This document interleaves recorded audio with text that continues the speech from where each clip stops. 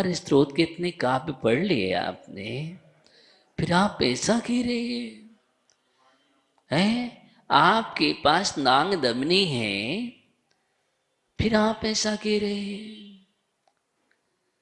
जिसके पास नाग दमनी हो, आचर करे फड़नम, उस सांप को कृमियुगेण दोनों पैरों से आक्रमती, दोनों पैरों से आक्रामती, लांग जाता है वह। कौन? सच्चा भक्त उसको दोनों पैरों से लांग जाता है, मतलब पार कर जाता है, आराम से निर्भय होकर के निकल जाता है। कहने का मतलब क्या है? निर्भय होकर के निकल जाता है। उसको लांग भी जाए तो सर्प कुछ नहीं करेगा। किसका? किसका? जिसके हृदय में आपके नाम रूपी नाग दमनी विद्यमान है। आपके पास तो ऐसे जड़ी बूटी है कि वो सर्प कुछ कर ही नहीं सकता है। भगवान का स्मरण करो, वो नाग फुफकारता हुआ शांत हो जाता है। क्या हो जाता है? शांत हो जाता है। अपने विकराल रूप को समाप्त कर देता है।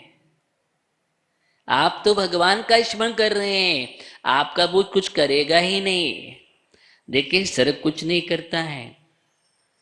अगर उसको ना छेड़ो, कुछ नहीं करता है। वो तो स्वाभाविक दशा है।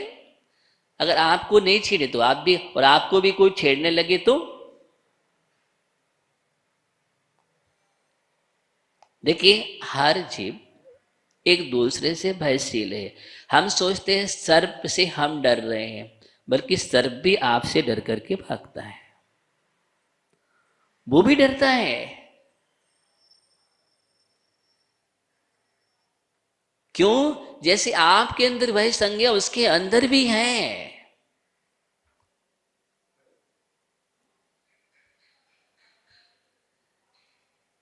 लेकिन वो फिर भी खड़ा हो जाए क्रोध के आवेश में।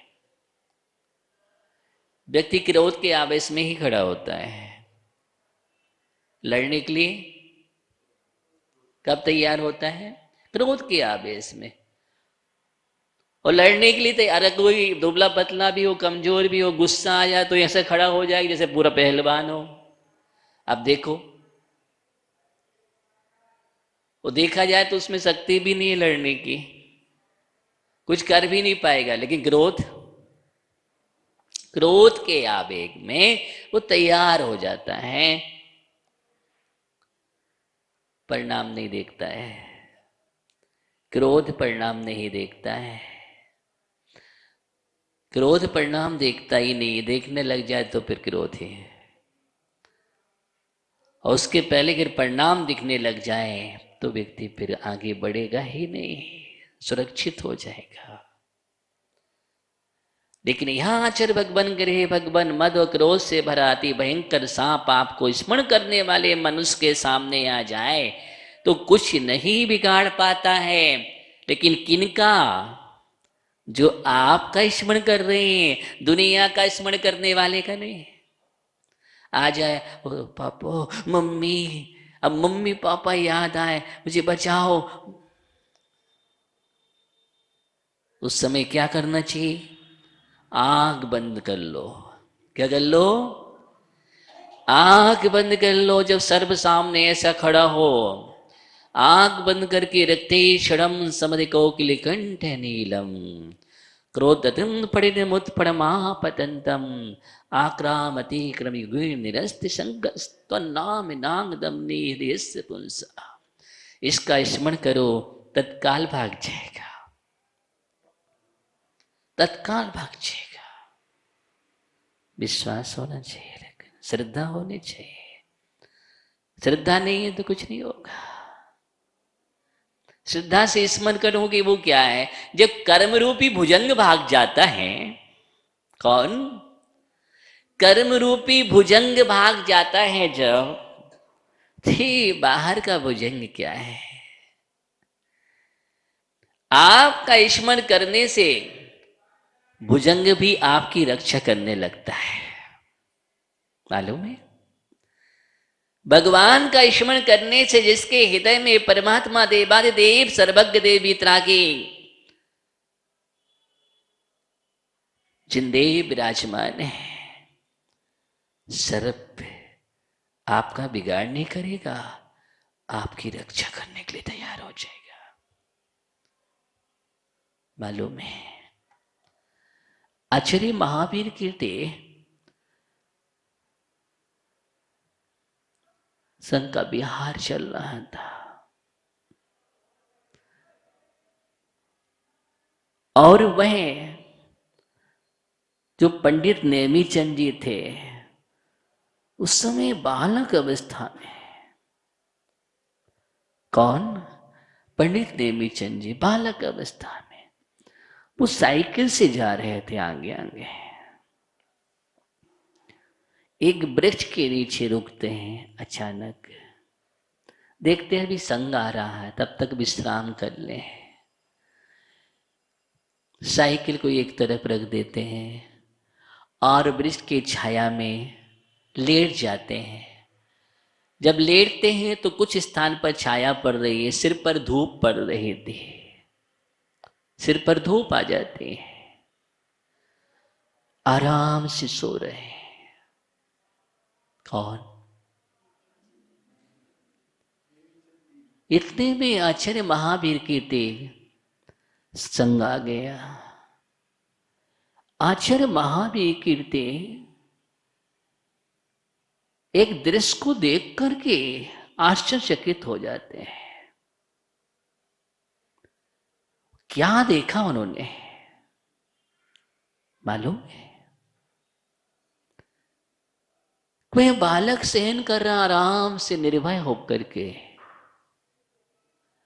और एक सर्प फन फैला करके सिर के पास छाया कर रहा है,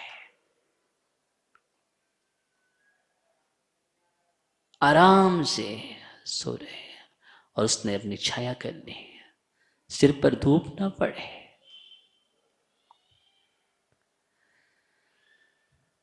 जैसे ही आचार्य महावीर कीर्ति ने देखा,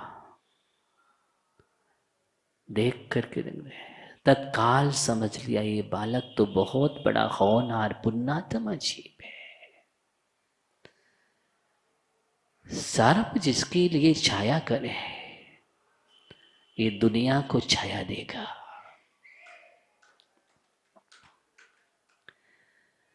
सर्प छाया कर रहा है, निश्चित ही ये पूरे देश के लिए छाया प्रदान करेगा, राष्ट्र के लिए, और ऐसी सम्यक की छाया देगा जिन शासन में। जान लिया, बालक उठा, देखा अचश्री आ गए हैं, नमस्ते किया, तत्काल उन्होंने सिर पर हाथ फेरा, और वही बालक आचार्य महावीर कीर्ति से दीक्षित होकर के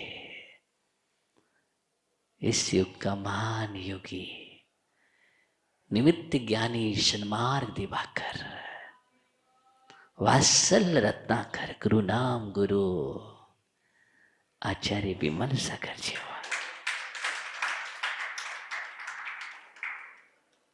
जिन्होंने अनेक जीवों के लिए अपनी वात्सल्य की दया और करुणा की छाया से सिंचित किया है। अनेक उदाहरण हैं आज, जिनका हृदय इतना तरल और सरल था, तत्काल भीग जाता था, किसी को दुखी नहीं देख सकते थे, कष्टप्रद नहीं देख सकते थे, तत्काल उनकी आशीष की छांव बरसती थी, अपनी आशीष के छांव में लेकर के उसके दुख दूर हो जाया करते थे कि जाओ। उसने कुछ कहा भी नहीं, कुछ बोला भी नहीं, उनके पास गया, उन्होंने उसके देखा और देख करके कह दिया जाओ, तुम्हारा दुख दूर हो जाएगा, तुम्हारा कष्ट दूर हो जाएगा। चिंता मत करो, तुम्हारी सारी आपत्तियां दूर हो जाएंगे। जाओ ऐसा कार्य कर लो। बड़े बड़े उद्योगपति हो गए, कितने लोगों की दरिद्रताएं पलायन कर दी, कितने लोगों की असाध्य बीमारियां दूर हो गई, कितने लाखों जीवों के लिए मिथ्यास से दूर करके सम्यक की छाया दी है। क्या दी है? सम्यक की छाया प्रदान करने वाले मिथ्यात की तपन को दूर करके वो छाया प्रदान की है। अनेक लोग जिन शासन के भक्त हो गए। कहने का मतलब ये है कि जब नाग दमनी तुम्हारे पास है तो दुनिया में कहीं जाने की जरूरत नहीं है, भागने की जरूरत नहीं है। और वो नाग दमनी यहां पर आपका नाम ही नाग दमनी है।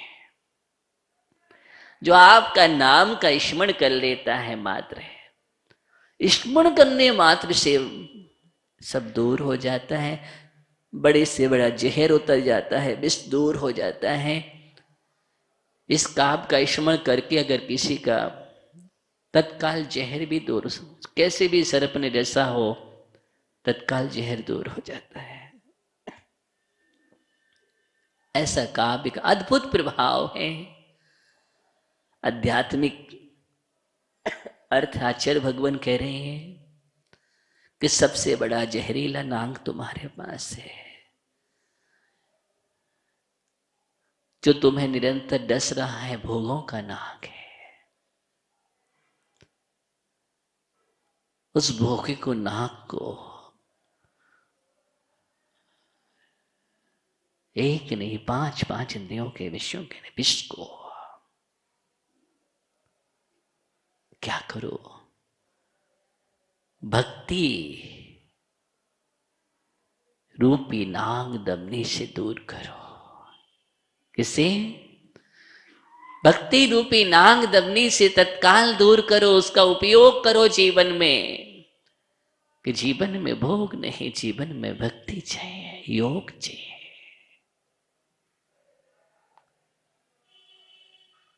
चल रहा है, पीड़ित हो रहा है, विषैला हो रहा है,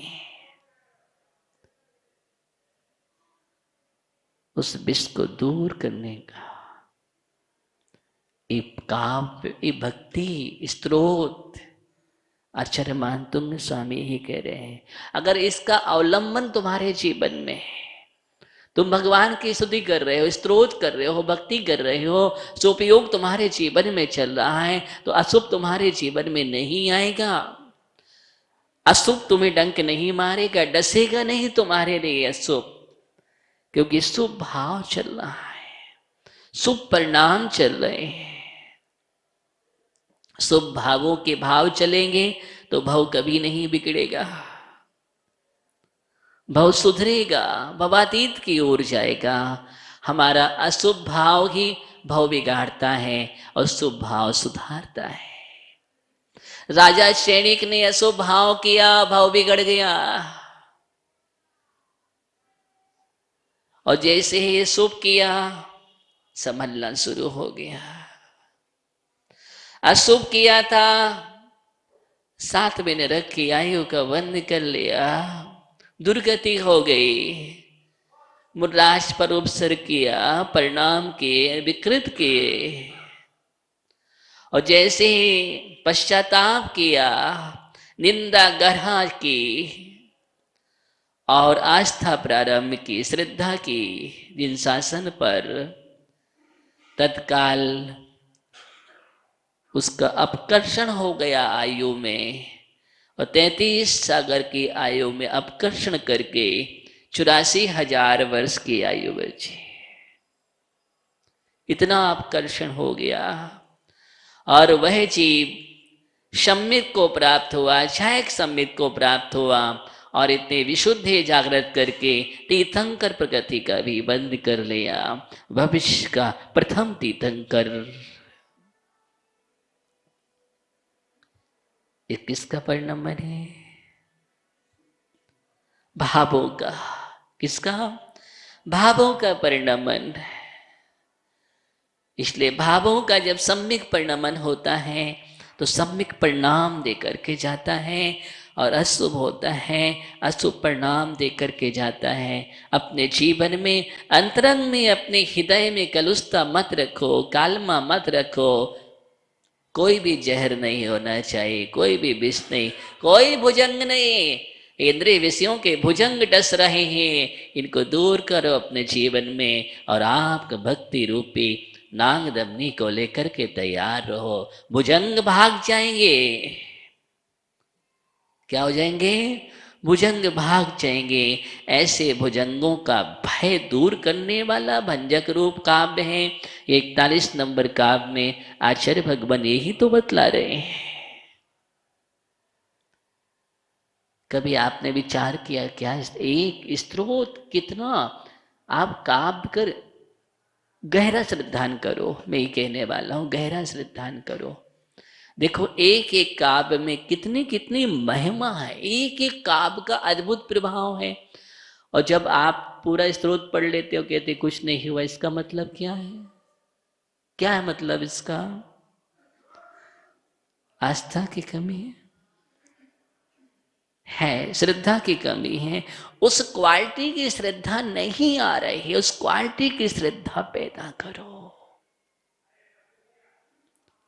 और वो क्वालिटी की श्रद्धा तब होगी जब आपकी आस्था यही गहरी होगी, बस और कहीं नहीं जा रहा है। मन कहाँ जा रहा है? जैसे आचार्य मानतुंग स्वामी का मन कहाँ पर है?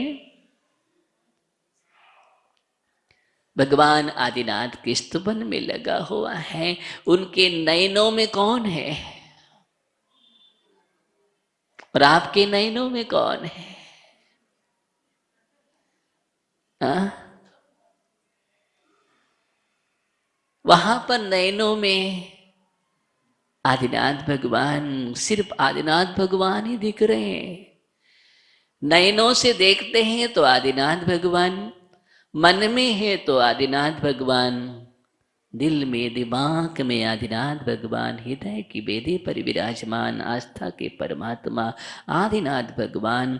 वचनों से स्तुति निकल रही है तो आदिनाथ भगवान की, और तन भी नमन कर रहा है तो आदिनाथ भगवान के लिए।